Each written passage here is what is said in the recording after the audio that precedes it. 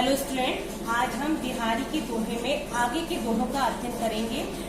पहले वाले दोहे में मतलब 6वें नंबर के दोहे में बिहारी जी ने बड़े लवंतियों द्वारा जो भूल हो जाती है उनके बारे में कोई कुछ भी नहीं कह सकता, इसका वर्णन किया है।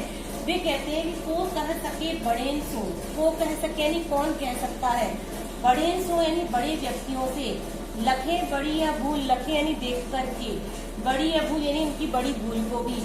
बिहारी जी कहते हैं कि बड़े व्यक्तियों से कौन क्या कह सकता है, उनकी बड़ी भूल को देखकर भी, लखे का अर्थ होता है देखकर, उनकी बड़ी भूल को देखकर भी। वे उदाहरण के माध्यम से समझाते हैं कि दीने दई गुलाब की, दीने का अर्थ होता है कांटे, दई यानी दिए हैं, गुलाब की यानी गुलाब की, उन्हीं डालियों पर और उन्हीं डालियों पर वे फूल ईश्वर ने क्या दिए, फूल भी दिए हैं। अब यहाँ पर उन्होंने ईश्वर की जो रचना है उस पर प्रश्न किया है कि ईश्वर ने जिन डालियों पर क्या दिए हैं, कांटे दिए हैं। दीने का अर्थ होता है कांटे। ईश्वर ने जिन डालियों पर क्या दिए हैं, कांटे दिए हैं, उन्हीं डालियों पर क्या दिए हैं, उन्होंने फूल भी दिए हैं। तो यदि कहते हैं कि कांटे देने थे तो फिर फूल क्यों दिए, और यदि फूल दे देते तो उन्होंने कांटे क्यों दिए हैं। अगले वाले दोहे में बिहारी जी ने संपत्ति के बढ़ने पर मनुष्य का मन भी बढ़ता जाता है और संपत्ति के घटने पर मनुष्य का मन भी घटता जाता है, इसका वर्णन किया है कि बढ़त बढ़त संपत्ति सलीलू, बढ़त बढ़त यानी बढ़ते रहने पर, संपत्ति सलीलू यानी संपत्ति रूपी जल के, सलील का अर्थ होता है पानी, जल। तो बिहारी जी कहते हैं संपत्ति रूपी जल के बढ़ने पर मन सरोज बढ़ जाए, मन सरोज यानी मन रूपी जो कमल होता है वो भी बढ़ी जाए यानी बढ़ता जाता है। यहाँ पर जैसे जैसे पानी का जो आधार है, लेवल है वो बढ़ता जाता है, वैसे वैसे क्या होता है कि कमल की भी जो नाल है वो बढ़ती जाती है। तो क्या कवि कहते हैं कि संपत्ति बढ़ने पर मनुष्य का मन भी बढ़ता जाता है, यानी जो उदार व्यक्ति होता है वो और अधिक उदार होता चला जाता है, जो अहंकारी होता है वो और अधिक अहंकारी होता चला जाता है। तो संपत्ति रूपी जल के बढ़ने पर मन रूपी जो कमल है वो भी बढ़ता जाता है।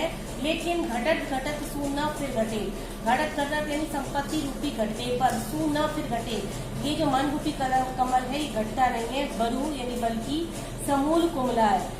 समूल कुमला यानी कि मूल सहित, मूल सहित यानी जड़ सहित क्या हो जाता है, वो कुमला जाता है, कुमला जाता है यानी कि मुरझा जाता है। कहने का मतलब यह है यदि कोई व्यक्ति के पास धन संपत्ति आती है और व्यक्ति बड़प्पन वाला है, उदार वाला है, तो उसका मन भी कैसा होता जाता है, उदार होता जाता है। लेकिन यदि उसकी संपत्ति घटती है तो उसका उदारपन जो है वो घटता नहीं है, भले वो जड़ समेत हो जाए, यानी उसकी संपत्ति पूरी नष्ट क्यों ना जाए।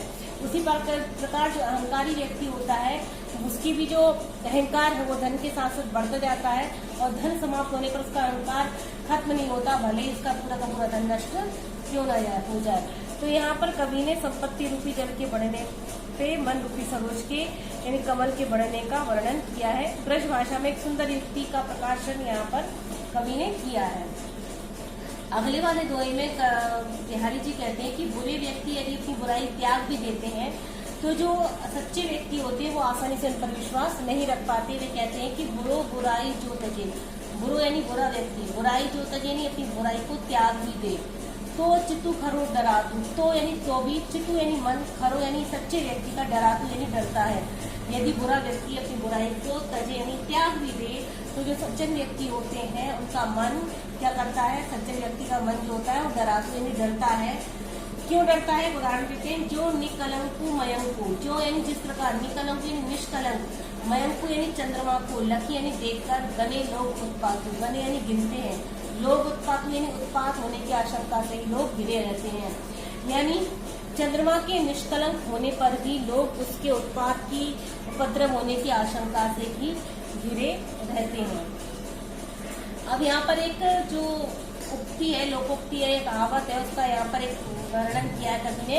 ऐसा कहते हैं कि जो चतुर्थी होती है, चौथ होती है, उसका चंद्रमा यदि कोई देख लेता है तो वो दूसरे लोगों की छत पे क्या करते हैं, पत्थर फेंकते हैं। ऐसे एक लोकोक्ति का यहाँ पर उन्होंने वर्णन किया है कि जो मयंकु, जो निकलंकु मयंकु लकी गने लोग उत्पातु, यदि लोग चंद्रमा को निष्कलंक भी देखते हैं तो भी उत्पात होने की आशंका से घिरे रहते हैं। तो कहते हैं यदि इस चंद्रमा को देख लेता है तो लोग पत्थर फेंकते हैं दूसरों की छत पर।